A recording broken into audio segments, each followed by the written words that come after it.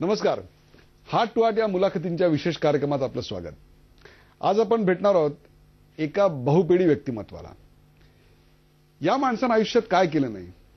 या माणसानं आयुष्यात चांगली पत्रकारिता केली, सुंदर सुंदर असं ललित लेखन केलं, विनोदी लेखन केलं, चित्रपटावर लिहिलं, क्रिकेटवर लिहिलं, एकपात्री 2000 प्रयोग देखील केले, ते सुद्धा 11 देशात. आज आपण भेटणार आहोत अशाच एका कॅलेडोस्कोप व्यक्तिमत्वाला. नामवंत लेखक, एकपात्री प्रयोगकार शिरीष कणेकर यांना. शिरीष कणेकरजी आपलं स्वागत. शिरीष कणेकर यांच्या बहुपेशवी आणि बहुगुणी लेखणीला आता 50 वर्ष पूर्ण होत आहेत. आपल्या लेखनाला 50 वर्ष पूर्ण होणं आणि 50 वर्ष ते वाचकांना आवडणं, हा अनुभव काय असतो ते आज तो दिवसेंदिवस घेत आहेत. 1964 साली शिरीष कणेकर तुमचा पहिला लेख छापून आला. म्हणजे त्यावेळेला माझा जन्म सुद्धा झालेला नव्हता. मला वाटतं जॉर्ज गन एक लहरी फलंदाज असा तो पहिला लेख होता. 50 वर्षापूर्वी हा लेख जेव्हा छापून आला तेव्हा काय वाटलं आणि काय पहिल्या प्रतिक्रिया आल्या होत्या? छापून यायच्या आधी पोच येते, त्या काळात तरी यायची, म्हणजे अमृत हे जे डायजेस्ट होतं, ₹1 ते एक वेगळं सदर होतं. पण एक पोच की आपला लेख मिळाला, यथावकाश त्याचा निर्णय कळवला जाईल. तर ही फॉर्मॅलिटी, कोणी पाठवलं तरी येतात. पण ते पत्र घेऊन मी मित्रमंडळी फिरलो होतो. वा, की बघा पोच आली, इतकं अप्रूप होतं. छापील शब्दांचं अप्रूप एवढं होतं की आपलं काहीतरी छापून येणार, त्याला एक विश्वासार्हता असायची. म्हणून माहित नाही बाबा, पण इतकं सवंग नव्हतं ना. कुणाचंही छापून येतं हा तो काळ नव्हता. एक तुमच्या कुठल्या तरी टॅलेंटला एक रेकॉग्निशन होती. मग तो छापून आला. पहिली शाबासकी कोणी दिली? पहिली शाबासकी माझ्या वडिलांनी दिली. वा.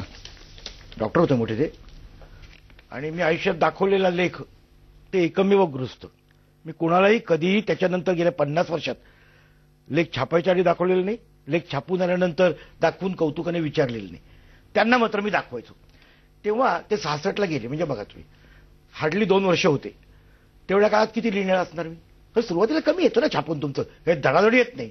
1-2 महिन्याची गॅप गेली, मग परत आलं, असं होतं. तेव्हा ते मला म्हणाले, तू कधी कंटाळवाणं लिहित नाहीस. मी मला मिळालेला हा सगळ्यात मोठा कॉम्प्लिमेंट. तुमचं योग्य विश्लेषण केलं त्यांनी. कंटाळवाणं लिहित. पण मला सांगा, ते डॉक्टर होते. आपल्याकडे अशी एक पद्धत आहे की डॉक्टरला नेहमी वाटतं आपल्या डॉक्टरचा मुलगा डॉक्टरच झाला पाहिजे. तुमच्यावरही तसं बंधन होतं लहानपणी? त्यांची तशी मागणी होती? नाही, मागणी नव्हती, बंधन नव्हतं. पण हे तुम्ही म्हणता ते बरोबर आहे, तसं गृहीत धरलं होतं. डॉक्टरच्या मुलाने डॉक्टर व्हायचं, पण डॉक्टरच्या मुलाला बुद्धी कमी असेल हे काही कोणी विचारात घेतलं नाही. तुम्हाला बुद्धी कमी आहे असं तुम्हाला म्हणायचंय? हो हो. पण मग मला सांगा, तुम्हाला बुद्धी कमी आहे असं म्हटलं तर क्रिकेट असेल, चित्रपट असेल, जीवनाचं तत्वज्ञान असेल, या बहुविध विषयांवर तुम्ही लिखाण केलं आणि त्यात तुमची एक स्वतःची अशी कणेकरी शैली निर्माण झाली. या कणेकरी शैलीचा एक फार मोठा वाचक वर्ग आज इथं निर्माण झाला महाराष्ट्रात. या कणेकरी शैलीचा उगम किंवा ते संस्कार कुठून झाले? ऍक्च्युली उगम पहिल्यापासून होता. मी लिहायला लागलो आणि उगम झाला. मी तेव्हापासून तुम्ही असं तेलकट बोलायचं? अगदी हे वर्णन आहे का? बरं. नाही, मगाशी ते हुशारीचं म्हणत होतो ना, तुम्ही टॅलेंट विषयी बोलताय, मी अकॅडमिक हुशारीविषयी बोलतोय. मेडिकलला ऍडमिशन मिळणंच शक्य नव्हतं. मेडिकलच्या गेटमधनं मी आज जाऊ शकेन की नाही मला शंका होती. कारण आता सांगायला हरकत नाही, काय कितीही अपमानास्पद गोष्टी असल्या ना तरी काही काळ गेला ना की त्यातली हे कमी होते, विखार कमी होतो त्यातला, मग नुसती किस्सा उरतो तो. मी आयुष्यात एकदाच गणितात पास झालो, SSC फायनल. त्याच्याशिवाय कॉलेजात तुम्ही जाण्यात इतकं शिकत होत नाही ना. त्याच्या आधी नाही, प्रिलिमला पण नापास होतो. गणिताची एवढी भीती वाटायची? अजूनही आहे.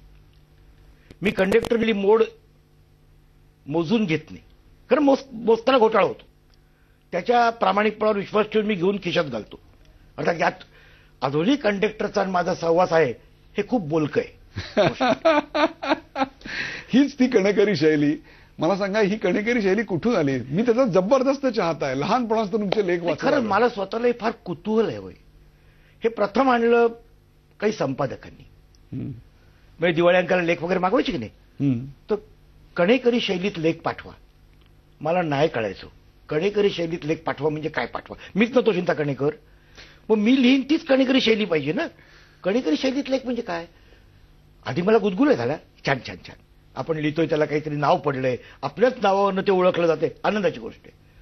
पुढे पुढे मला and Brutus is an honourable man या मार्क अँटनीच्या वाक्यासारखं ते खटकायला लागलं. हो, ते खोचून बोललं जातं असं मला वाटायला लागलं. कारण लिहिता लिहिता मी कॉन्शियस व्हायचो की सगळं ठीक चाललंय ना, कणेकरी शैलीतच चाललंय ना, काय लिहितोय ते. मला स्वतःला कळलं असं दडपण यायचं तुमचं? हो, अजूनही येतं. 40 पुस्तकं आणि 50 वर्ष लिहिल्यानंतर अजूनही तुम्हाला त्या कणेकरी शैलीतच लिहावं याचं दडपण येऊ शकतं? थोडं कमी झालं पण येतं. याचं कारण कणेकरी शैली म्हणजे काय हे मला कळलेलं नाही. मला वाटतं तसं मी लिहित आलेलो आहे. त्याला तुम्ही नाव दिलं कणेकरी शैली, मी नाही दिलेलं. त्यानंतर जीवनविषयक दृष्टिकोन आहे एखाद्या गोष्टीकडे पाहायची. मी नेहमी असं वाटतं एखादी गोष्ट आपण पाहिल्यानंतर मला अजून इतके वर्षांतर वाटतं की याकडे कणेकरांनी कसं लिहिलं असतं. हे तुमचं सर्वात मोठं यश, कारण नंतर तुमच्या कणेकरी शैलीचं अनेकांनी अनुकरण करायचा प्रयत्न केला. हो, त्यांना ते जमलं नाही. वाचकाने ठरवायचं. हा संस्कार नेमका कुठून झाला? बालपणातून? काय काही कल्पना. आमच्या फॅमिलीत कुणी कधी चेकवर सही करण्यापलीकडे लिहिलं असलं तर मला माहित नाही. माझी आई मराठीतून BA केलं होतं तिने, एवढंच. नाटकात कामावर करायची, फार लवकर गेली ती, मी 3 वर्षात असताना गेली. पण लेखन मी कुणी ऐकलेलं नाही केल्याचं. त्यामुळे हे लहानपणी काय वाचायचं मग तुम्ही? काय वाचायचो? सगळं वाचायची आवड होती? अतिशय होती. आता गेली स्वतः लिहायला लागल्यापासून. नाही असं नाही, सांगतो तुम्हाला मी काय. आता क्रिकेटवर मी लिहायला लागल्यावर माझं व्हेस्टेड इंटरेस्ट निर्माण झालं. म्हणजे आमची कांगा लायब्ररी आहे क्रिकेटची, तिच्यावर मी धाड पडायची माझी. पण लिहायला लागल्यावर आता हे पुस्तक आणलंय, मला काही याचा उपयोग होणार आहे का? यातनं अशी काही इन्फॉर्मेशन मला मिळणार आहे का जी मी लिहू शकीन? ती जर नसेल कशाला वाचायचं? असं हे चुकीचं आहे. पण असं आपोआप होत गेलं. त्यामुळे क्रिकेटचं वाचन जवळजवळ बंद पडलं. तीच गोष्ट सिनेमाची झाली. काय वाचीन, नक्की वाचीन, पण वाचल्यावर मला काहीतरी वाचलं असं वाटलं तर पाहिजे ना त्यातनं. ते वाटतं. पण लहानपणी मात्र मी सगळे म्हणजे पुबा भावे, पु ल देशपांडे, जयवंत दवे तर बोलूच नका, पुबा भावे, अरविंद गोखले, माडखोलकर, वामनराव चोरगेडे, लीला पानवलकर, ऐतिहासिक नाझम इनामदार, विवा हाडप, नाथ माधव, सगळ्यात संपूर्ण संस्कार तुमच्यावर झाला. माहित नाही आता वाचलं खरं, त्याचा संस्कार झाला न झाला. तुमच्या लिखाणात ना एक मला वैशिष्ट्य असं जाणवलं की काही अतिशय आयुष्यभर लक्षात राहतील अशी चमत्कृतीपूर्ण वाक्य असतात. म्हणजे पोटच्या पोरालाही शत्रू करणारी अवस्था किंवा अशी अनेक वाक्य तुम्ही लिहिली. आणि त्यात सर्वात महत्वाचं म्हणजे शेवटी पंचलाईन असते. आणि ती पंचलाईन अतिशय अफलातून असते. मला माहिती आहे तुम्ही एक लेख लिहिला होता, आमच्या काळातल्या 10 सर्वोत्तम नायिका, मला अजून आठवतं. आणि त्यातल्या पहिल्या 9 नायिका ह्या त्या काळातल्या प्रचलित नायिका होत्या. त्यांची सगळी अशी वर्णनं होती.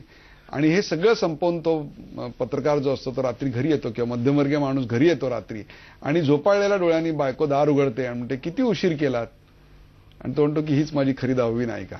हा पंचलाईनचा हा कुठून आला? नाही मला आठवत नाही. आले तुम्ही म्हणतात असेल, पण त्या काळी मी असं काही खोटं लिहितो तर मला माहित नाही. असेल. नाही मी सांगितलंय मागे पण कुठे कुठे की पंचलाईन मी मुद्दा म्हणत नाही की अक्कलीला आणि हा बसून राहिला आता पंचलाईन आठवा. ती असते पहिल्यापासून डोक्यात असते माझ्या, नैसर्गिक टाकायची कुठे. मी मध्ये एक लेख लिहिला होता, समाव माझ्या अपेक्षा इतका तो क्लिक झाला नाही कारण मला फीडबॅक मिळाला नाही. जनरली फोन येतात, पत्र येतात, काय काय होतं, ईमेल येतात, पण याच्यावर काही झालं नाही. मला वाईट वाटलं म्हणून तो सांगतो. एरवी तुम्ही म्हटलं तसं 50 वर्ष पंचलाईनच लिहित आलोय. माझ्या मुलाच्या वर्गात लहान मॉन्टेसरीमध्ये एक शेखर नावाचा मुलगा होता. हा दांडगोबा होता, दादा होता तो वर्गात. पण माझ्या मुलाला भीती होती कारण माझा मुलगा त्याच्या टीममध्ये होता, त्यामुळे त्याला उलट प्रोटेक्शन होतं. तर शाळेतनं परत आणायला जसं मी जायचो तशी त्या शेखरची आई यायची. आम्ही चेहऱ्याने ती काहीतरी केस नसतील म्हणून डोक्यावरनं रुमाल बांधायची वर अशी. वर्ष बघत आलो मी, वर्ष 2 वर्ष आम्ही रोज तिथं उभे असायचो बाहेर. कधी बोलण्याचा किंवा ओळख काढणं प्रश्नच आला नाही. पुढे KG संपले, ते आपापल्या मार्गाने गेले आमची मुलं. त्याच्यानंतर 40 ती रोज रस्त्यात दिसायची मला, बाजाराच्या इथे दिसायची, बोलायचं काही नाही.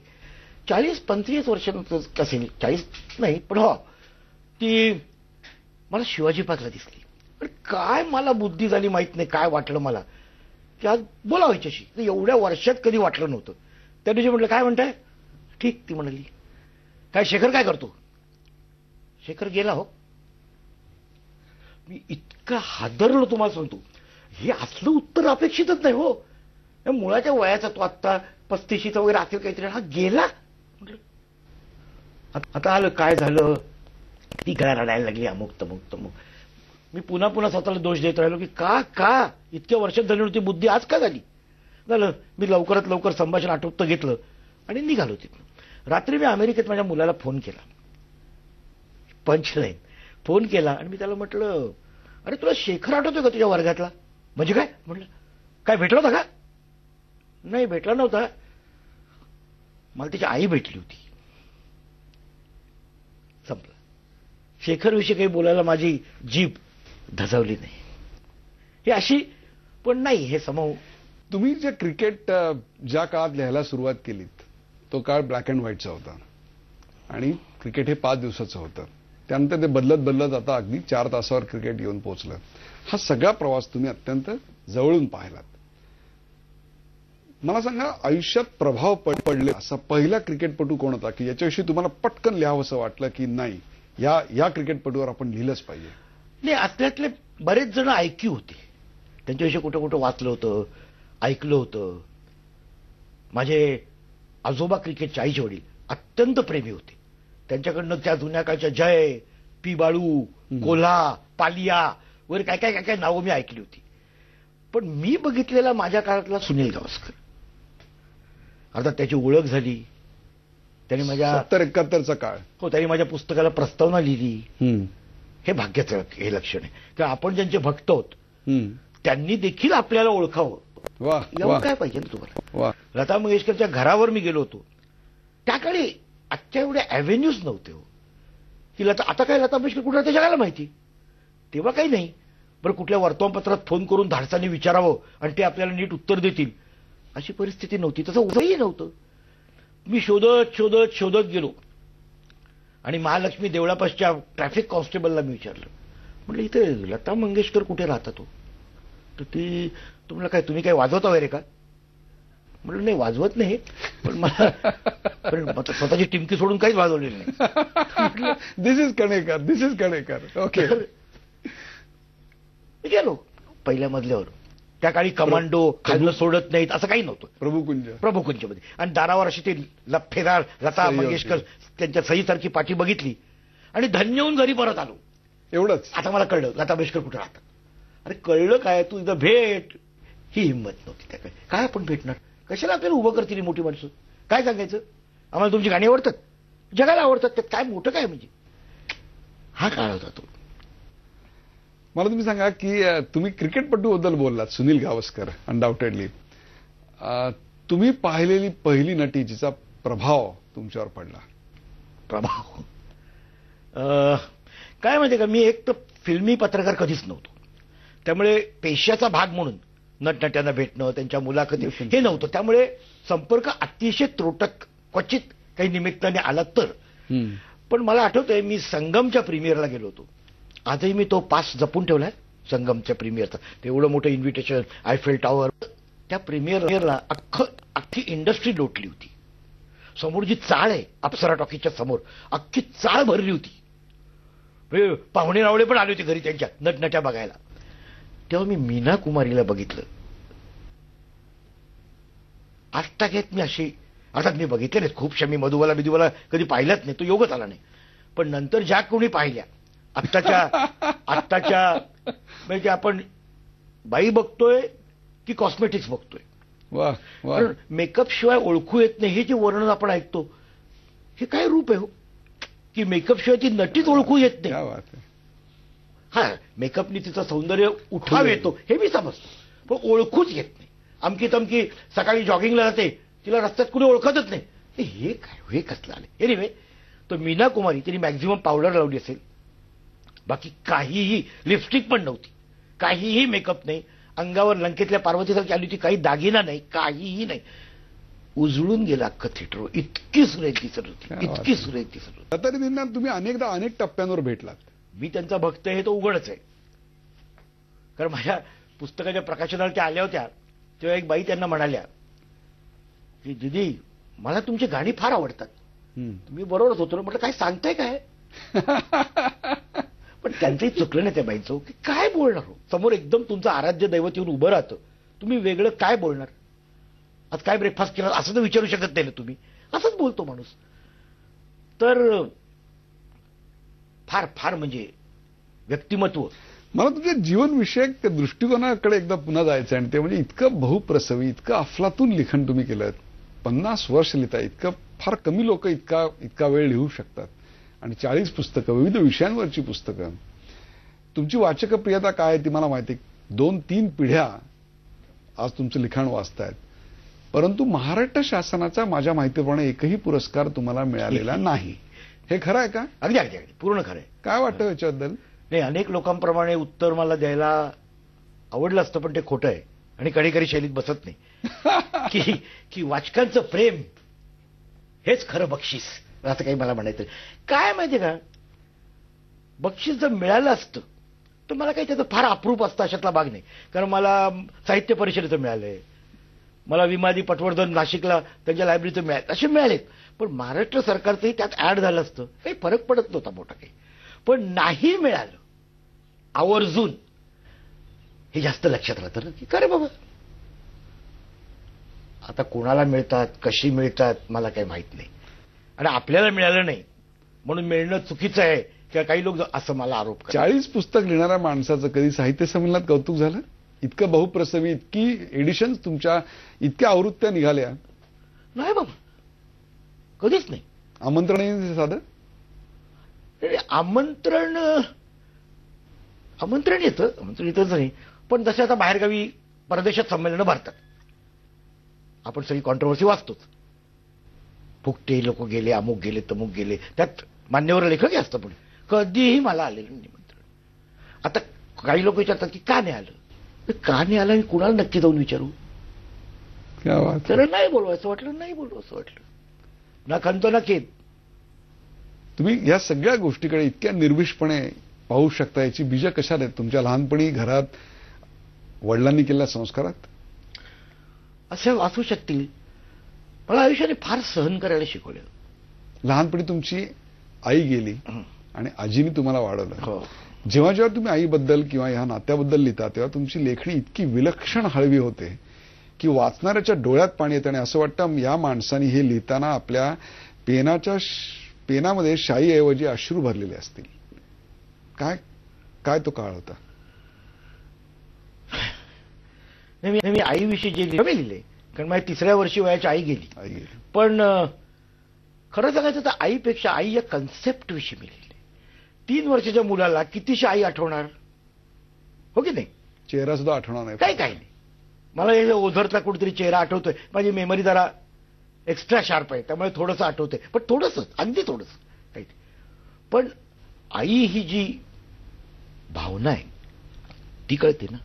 लोकांच्या आया बघतो ना आपण, म्हणून मी लिहू शकलो. वडिलांच वडील निदान 21-22 वर्षापर्यंत माझ्या वयाच्या होते. त्यामुळे वडील गमावल्यावर मला काय वाटलं हे मला माहिती. कारण दुसरं कोणी असतं ना का हा भार जरा हलका होतो तडाख्याचा. की आई आहे, मोठी बहीण आहे, भाऊ आहे. पण हे कोणीच जर नसेल तर काय म्हणजे कुठे बघणार तुम्ही? ती जी एकाकीपणाची व्याकुळता आहे ती भयानक असते. अजून आहे. कारण मला रिप्लेसमेंट मिळाली नाही कधी आयुष्यात. मी आयुष्यभर शोधत आलो की माझ्या वडिलांची जागा घेणे. आईची जागा घेणारी म्हणत नाही मी, कारण आईच माहीत नाहीये मला. आईशिवायच आलोय मी जगात. तर वडिलांची जागा घेईल की जिकडे कुशीत जाऊन मी 2 अश्रू ढाळू शकेन, नाही मिळालं मला. आणि असं शोधून मिळत नाहीत ही माणसं. ते आमच्या कीर्तिकर मार्केटमध्ये जाऊन नाही मिळत माणसं. इथे लिहिलं. आता या शोधण्याच्या खटाटोपात फार एकाकी झालो आणि आजही आहे. फार हळवा झालो, आजही आहे. फार दुखावला जातो पटकन मी, आजही आहे. पण तुमच्या लेखणीने कोणाला दुखावलं नाही कधी? अरे काय बोलताय. मी एकदा कल्याणजीला विचारलं होतं, संगीतकार कल्याणजीला, की काय कल्याणजी बाई तुम्ही कधी चाली चोरल्यात का? याच्यावर त्याचं उत्तर, मला माहिती आहे तुम्ही दुखावलंय, पण तुम्हाला तुमच्या शैलीत विचारावं म्हणून मी विचारतोय. याच्यावर कल्याणजी जे उत्तर दिलं ना, मी तुम्हाला सांगतो माझी तलवार जर असलीच हातात तर ती गळून पडली. इतकं गोड उत्तर त्यांनी मला दिलं मी म्हटलं कल्याणजीबाई तुम्ही चालीत चोरलेत का हो कधी? अरे कित्येक कित्येक कित्येक म्हणाल. आता याच्यावर काय बोलणार, याच्यावर काय बोलणार तुम्ही? तो उद्या म्हणाला एकही नाही, मी त्याच्यापुढे 10 गाणी टाकली असती ही याच्यावरनं घेतली याच्या. पण तो म्हणतो मी कित्येक चोरले. तसं खूप माणसं दुखावली गेली असण्याची दाट शक्यता आहे.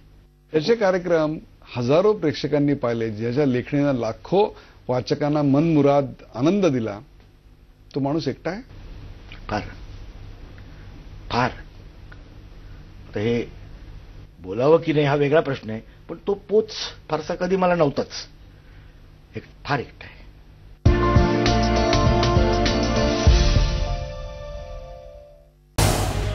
झी 24 तास रहा एक पाऊल पुढे.